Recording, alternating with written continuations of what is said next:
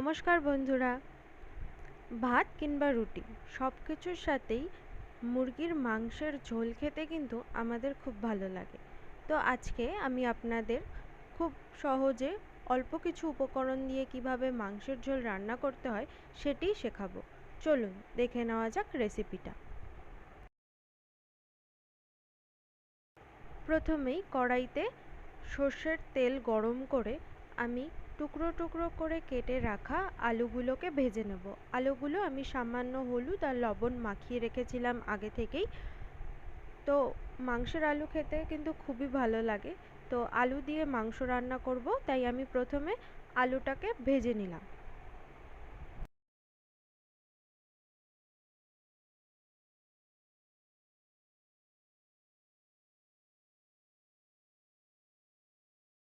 আলুগুলো ভাজা হয়ে গেলে আমি সেগুলো নামিয়ে নিয়ে তারপর সেই তেলেই সামান্য কটা জিরে ফোড়ন হিসাবে দিয়ে দিলাম এবং একে একে 2 থেকে 3টে তেজপাতা, পেঁয়াজ কুচি দিয়ে ভালোভাবে নাড়াচাড়া করে নেব।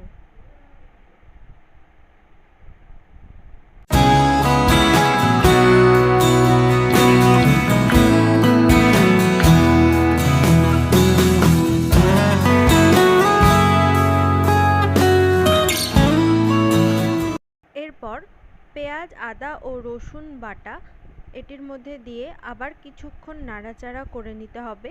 মশলাটা ভালোভাবে ভাজা ভাজা হয়ে এলে আমি এর ওপর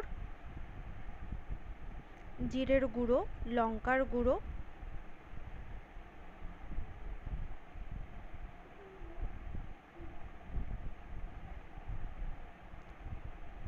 এক চামচ মতো মিট মশলা, এখানে আমি সানরাইজ মিট মশলা ব্যবহার করলাম এবং তারপর কটা কাঁচা লঙ্কা ছড়িয়ে দিয়ে 1 চামচ থেকে 1.5 চামচ মতো হলুদ দিয়ে আবার কিছুক্ষণ নাড়াচাড়া করে স্বাদ অনুযায়ী লবণ দিয়ে দেব। দিয়ে আবার কিছুক্ষণ নাড়াচাড়া করে নিই।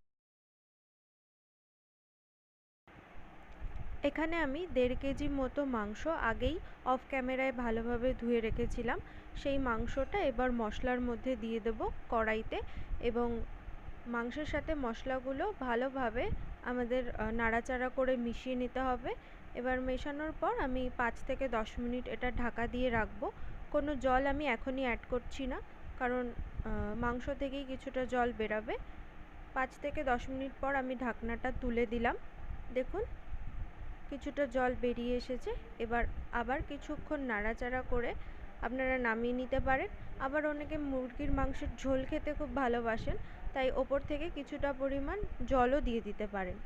তো আমি এখানে এরপর ভেজে রাখা আলুগুলোকে অ্যাড করে কিছুক্ষণ নাড়াচাড়া করে নেব এবং ওপর থেকে 500 মতো জল আমি দিয়ে দিলাম। দিয়ে আবার কিছুক্ষণ ঢাকা দিয়ে রাখবো। দেখুন তারপর অল্প একটু গরম মশলা ছিটিয়ে আমি এটি নামিয়ে নিলাম। তো বন্ধুরা, এটি বাড়িতে অবশ্যই ট্রাই করবেন এবং কমেন্ট বক্সে আমাকে জানাতে ভুলবেন না যে কেমন হলো খেতে। টাটা বন্ধুরা।